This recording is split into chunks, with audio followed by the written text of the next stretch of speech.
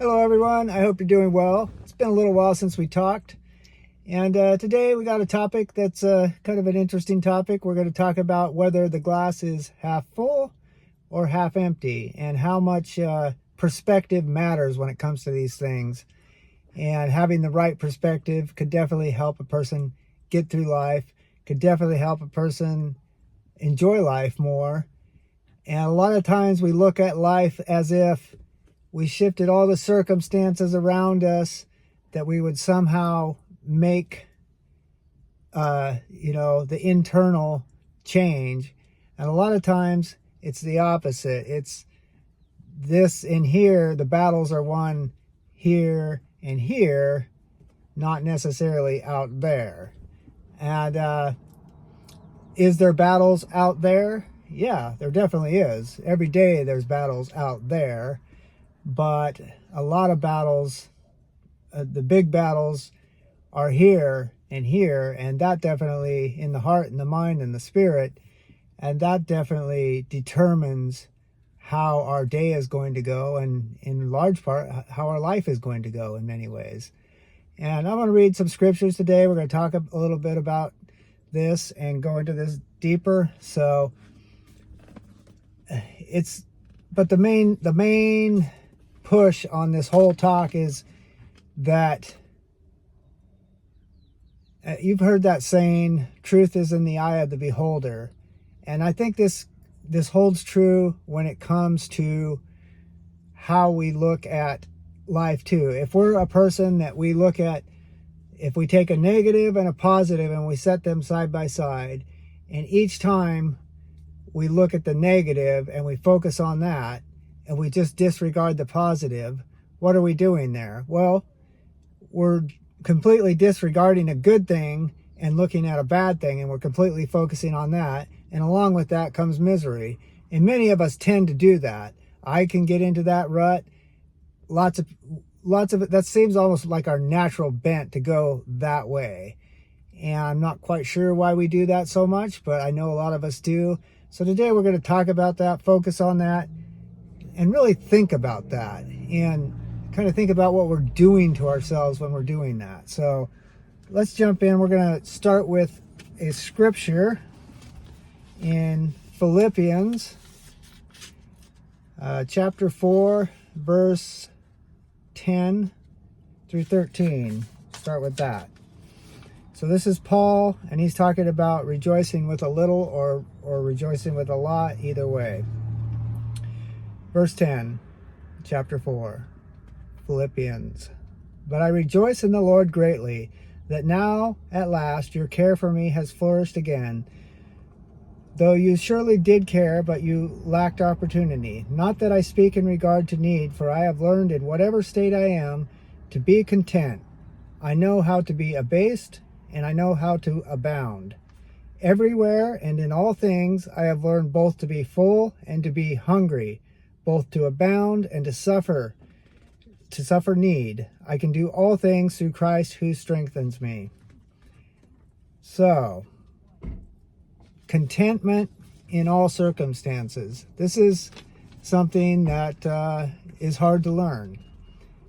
And we do have people here, so we'll try not to get distracted. Speaking of outside circumstances, we're not going to get distracted here by the shopping carts and the people going in and out of the bushes. All right, let's I am in Eureka.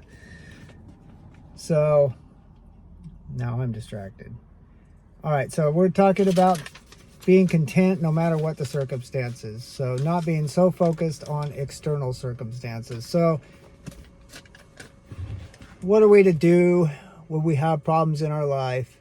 Are we just to simply say, well, I'm going to be content, and therefore I'm not going to be bothered by any kind of circumstances, and I'm just going to kind of put my head in the sand and go, no, and act as if nothing's happening? I don't think that's the way to go.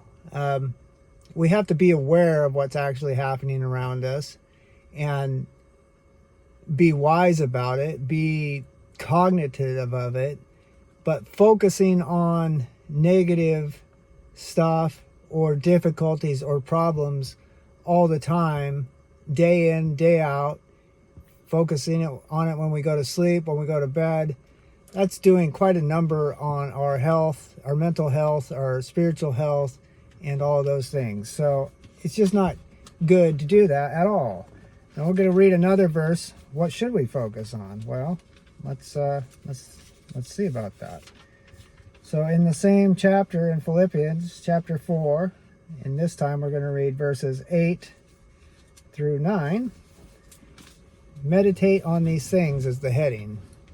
Finally, brethren, whatever things are true, whatever things are noble, whatever things are just, whatever things are pure, whatever things are lovely, whatever things are of good report, if there is any virtue, and if there is anything praiseworthy, meditate on these things. The things which you learned and received and heard and saw in me, these do, and the God of peace will be with you. Okay, so there's the answer. Meditate on the good things. Meditate on the beautiful things. Meditate on the things that are worthy about thinking of.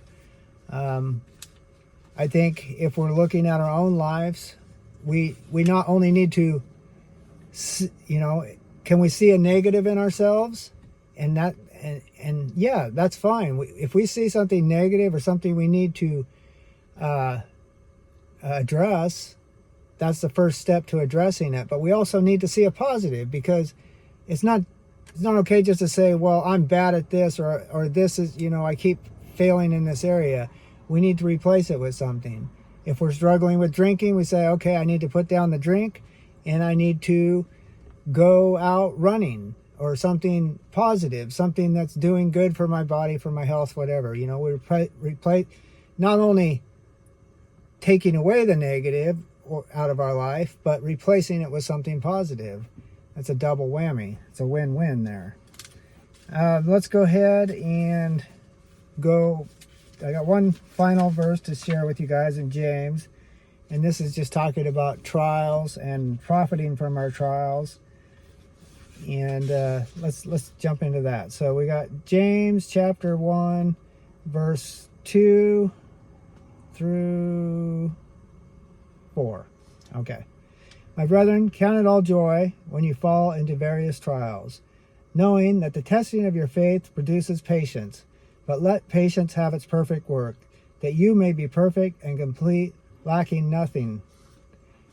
All right. So let those trials produce patience in you. Let even the perceived negative things produce good things. That's what God wants for us. He doesn't want us to go down that road of becoming bitter and jaded and negative. And it's very easy to do when we're constantly facing different things, the spiritual battles. We're facing the very real struggles of an economy that's just slaughtering the middle class. We're facing, multiple struggles in society and family with the many strongholds that the enemy has, that he's inserting through media and TV and these very phones that I'm talking to you on, into the hearts and minds and brains of millions and billions of people across the world, and including ourselves. We're intaking things, and we're struggling we're causing some of our own struggles by taking in things that we shouldn't be taking in, and we're ignoring some of what Paul's admonishing here to do, to meditate on what's he say to meditate on? The negative, the bad, the ugly, all these things. No, he says to meditate on things that are noble, things that are just, things that are pure, lovely, good report. These are to be our focus, and that's, the things of God, the good things in the world, all that type of stuff. And it's not to say that we just ignore the fact that we have real things that we need to overcome and real struggles, but maybe instead of obsessing and focusing on the negative, or maybe what struggles we're having with family or finances or different things, that we take time, we have a nice cup of coffee in the morning, we have a good prayer, we have a good prayer time with God. All these types of things these aren't things that cost money. These aren't things that take even huge amounts of effort. But surprisingly, many of us neglect these type of things, and we get caught in this cycle. And I'm just saying, let's break that cycle. Look at that glass as, at least half full, if not 3/4 full or all the way full. And look at that positive. And if we got a negative and a positive, in our lives, and we know we need to get rid of that negative, let's get rid of that negative and replace it with a positive. So that's the kind of the message for today, and hopefully this is helpful and encouraging to you guys. It's something I've been reflecting on lately, because I've kind of got off track, a bit overwhelmed with all the struggles and stuff. But then I had to take a step back, take stock in my life, and go, wow, I got a lot of really good things too, and yes, I've got these real problems that I got to deal with. But I have amazing people in my life. I have an amazing wife. I have so many good things too, that by, when I'm focusing too much over here, I'm taking away, from them and from myself. It's like I'm stealing taking away from the energy and the positivity that should be going towards the people who deserve it, and towards myself and towards God and all that. And I'm shifting all that and just dwelling too much over here. And I think we can think about this some, pray about this, and hopefully, just put a stop to that and look at that glass as a half full, at least. If you really look at your life, I think you will see that there's a lot to be grateful for. Even in the worst parts, there's a lot to be grateful for. And also, of course, ultimately, we are going to be with Christ. We're going to be out of this cycle of struggle, and so there's that as well to look forward to. So hopefully this was helpful. God bless you guys. I will catch you on the next one.